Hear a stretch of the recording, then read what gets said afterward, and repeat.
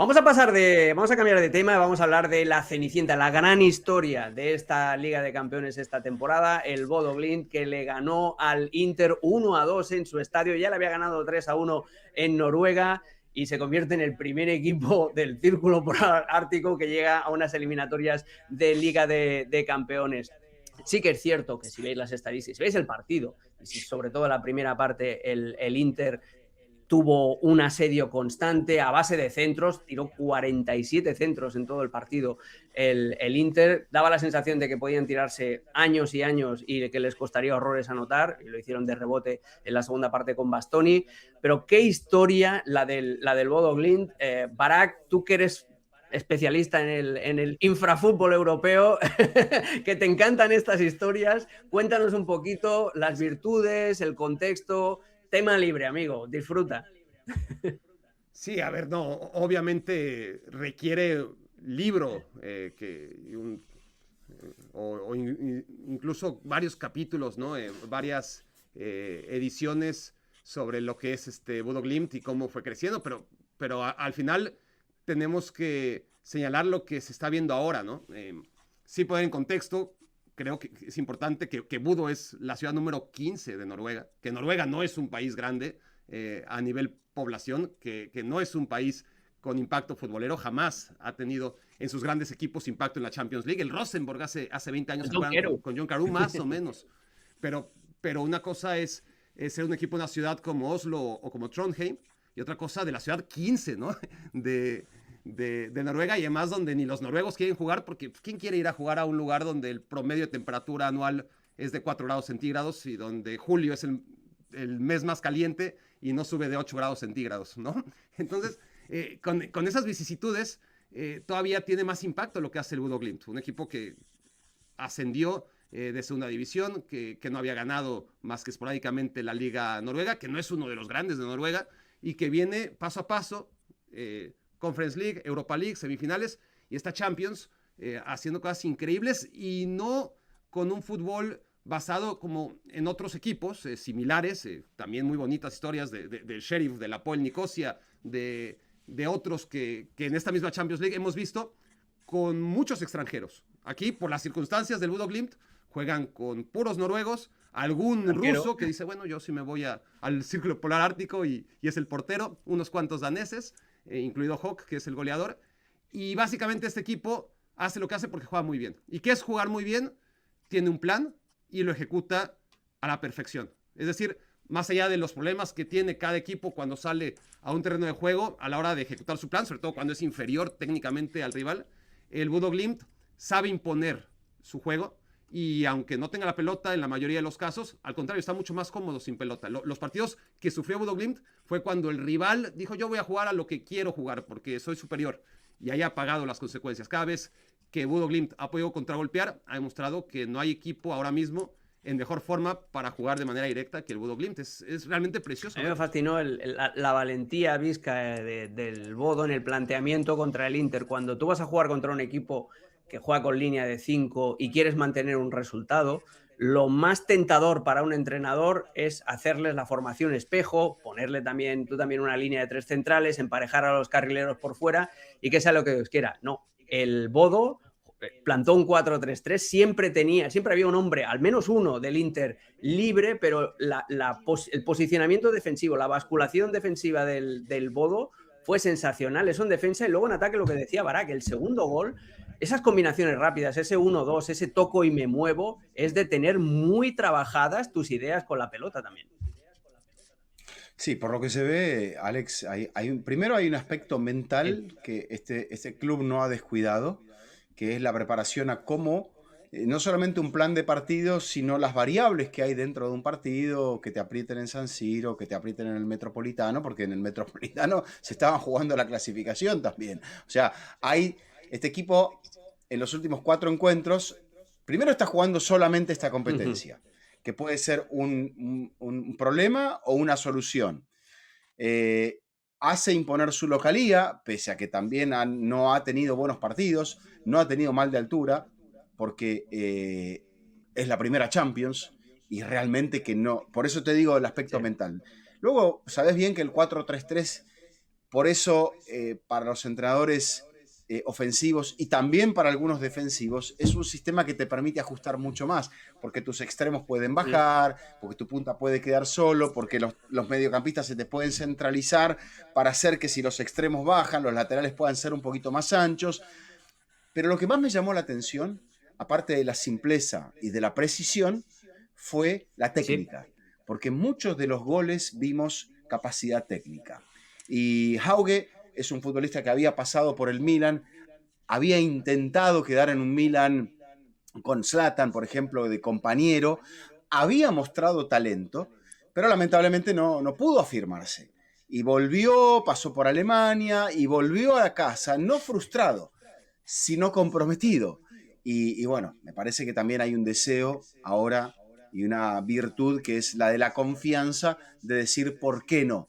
Campo sintético, le sacan ventaja jugando allí, no solamente al frío y a la falta de sol, sino a la cancha. Y creo que el entrenador tiene las ideas muy, muy claras y hace que los jugadores, al contrario, hagan lo contrario de complicarse en el campo. Simplifican y elevan su rendimiento. Mira, esto lo decía Johan Cruyff, que decía que jugar al fútbol es muy fácil, pero jugar al fútbol fácil es lo más difícil que hay. Y es lo que hace el Bodo Glimt perfectamente, sobre todo cuando tiene la pelota. Y gracias a la técnica individual, como dices tú, que me parece un muy buen apunte. Hablaba Ricardo Visca de la fortaleza mental. Este es un equipo que tiene un ex piloto de cazas de combate como coach mental para que sean capaces de hacer eso, de visualizar todos los pequeños partidos que hay dentro de un partido. Y ahora que hemos hablado del Real Madrid, ¿sabéis cuánto duran las sesiones de vídeo del Bodo Glimt antes de un partido de Champions? 1 hora. 1 hora. Luego había jugadores del Madrid que se quejaban porque tenían que estar 10 minutos delante de una pantalla. Claro. Es que el índice de atención de esta generación es bastante más bajo de lo que nosotros creemos. Claro, igual dirán los del Bodo, en lugar de salir al frío, nos quedamos viendo el video, ¿no? No, pero no es saber de hecho dónde podés sacar ventaja, donde los otros no trabajan. Claro. Sí. A mí me gusta además, ya un poco lo decía Barak, ¿no? Creo que también es el reconocimiento a la continuidad, a un equipo que compite en esta desventaja de la calendarización de esa zona de Europa en donde tienes que competir solo en Champions en esta época del año porque tu liga no está. Y no es una casualidad, este equipo jugó semifinales de Europa League la temporada pasada, ya había destacado en Conference, ya había ganado un partido en el Olímpico con una actuación soberbia ante aquella Roma que anduvo muy bien en el torneo y que de hecho lo termina ganando. Sí, total. El año pasado semifinales en Europa League lo echa el Tottenham, ahora se mete a octavos de final en Champions ganando en escenarios como el del Manchester City, como el del Atlético de Madrid, echando ahora al Inter, subcampeón europeo. Me gusta esta historia igualmente del crecimiento continuo de un equipo que ha ido creyendo y que ha ido concientizándose, digamos, de alguna forma, de sus posibilidades. Me gustan las dos caras, además de la eliminatoria, porque son dos partidos creo que muy distintos ejecutados, ¿no? El de la ida con un equipo eléctrico, jugando a una velocidad que el Inter no terminaba por entender, superado completamente el conjunto italiano en esos primeros 90 minutos y el reflejo del resultado con toda justicia después de lo visto en el campo. Y ahora en San Siro, entendiendo que había que aguantar la eliminatoria, que como dicen los entrenadores, saber sufrir los ratos que el Inter te iba a someter porque era normal. Hay que poner el contexto también de las dos ausencias del Inter que no saben o no pueden ser pretexto, pero no tenía probablemente a sus dos mejores futbolistas en Lautaro y en Çalhanoğlu y creo que sí los termina extrañando a ambos un montón. Pero este equipo aguanta esa primera parte en San Siro y después en el segundo tiempo se da cuenta que puede y que si lastima puede ser una herida de muerte la que provoque y va y la busca, ¿no? No es una casualidad que el Bodo se adelante en el partido de Milán y me parece que todo eso es un premio al convencimiento de un equipo que ha ido viendo cómo temporada a temporada va creciendo sus posibilidades europeas. Tiene que contar con ese puntito de suerte que necesitas, la inoperancia y la asfixia del Inter. En la primera parte, que iban como locos por meter el segundo gol cuando todavía no habían metido ni siquiera el primero, y luego el regalito que les hace a Kanji, que es cuando ya acaba de matar la eliminatoria. Barak, la pregunta es para los tres. Arrancamos con Barak. ¿Hasta dónde creéis que puede llegar este Bodo? Y la reflexión esta que hacía Barak también, de no es como el resto de equipos de estos de Cenicienta, primero porque son de producto local. Y segundo, porque tampoco son como la selección irlandesa de hace 10 años, que no juegan solo a defenderse, sino que también saben eso, saben tocar y mover. Sí, es un equipo moderno, es un equipo que presiona cuando tiene que presionar, es un equipo que ya decía Ricardo, ¿no? Y también Vizca, mentalmente está muy preparado y se nota, ¿no? Creo que nosotros nos emocionamos más o exteriorizamos más nuestra emoción cuando vemos los goles del Bodo Glimt que los propios futbolistas del Bodo Glimt. Es una suerte de entre que es una cultura fría, ¿no? No es con la cultura latina. Y también, pues, yo creo que están tan trabajados para normalizar lo que está pasando, ¿no? Que tampoco sobrereaccionan a lo que realmente amerita una sobrereacción. Tumbar paso a paso todo lo que venía diciendo Ricardo, ¿no? Desde aquella goleada en contra de la Roma. A mí me maravillaba seguir al Bodo Glimt sus resultados en la Europa League y ver cómo le ganaba al Olympiacos. A mí me parecía increíble que le ganara al Olympiacos, al Porto, a la Lazio la temporada pasada.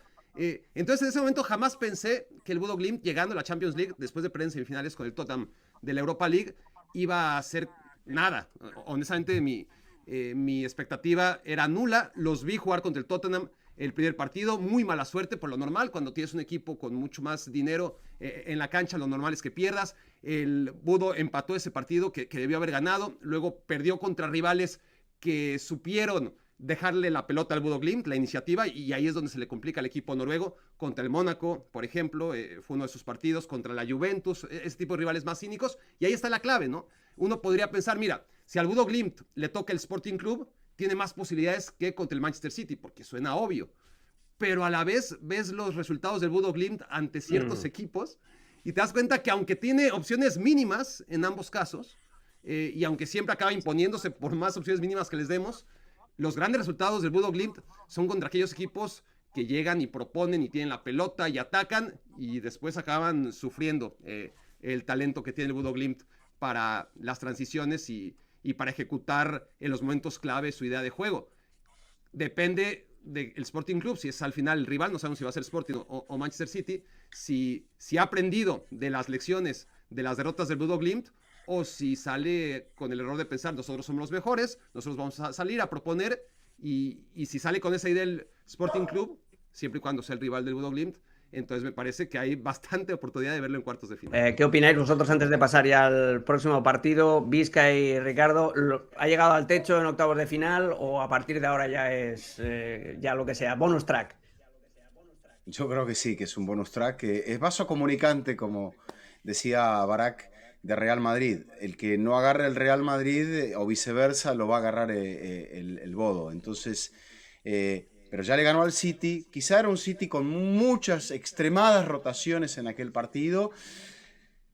Le supo ganar a un Atlético explotando sus urgencias. Y me parece que eso es un poco lo que va a encontrar. Yo creo que ahora los rivales leerán un poco mejor, aunque no va a ser nada sencillo enfrentarse a este equipo, sobre todo cuando haya que ir en la ida allí, a Bodo. Entonces, yo creo que va a depender mucho del primer partido, pero si es Sporting, como dice Barak, van a tener más opciones.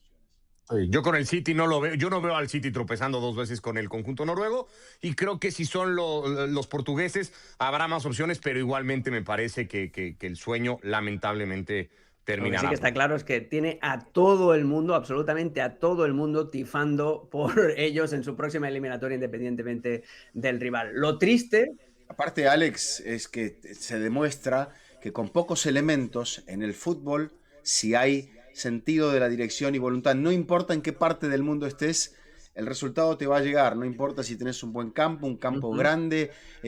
Acá hay trabajo, hay futbolistas propios, no hay un gran capital, no se genera un gran capital, no se está buscando un gran negocio. Esta es una historia de fútbol. En el cual la suma de las partes siempre va a ser más grande, más importante que una colección de individualidades.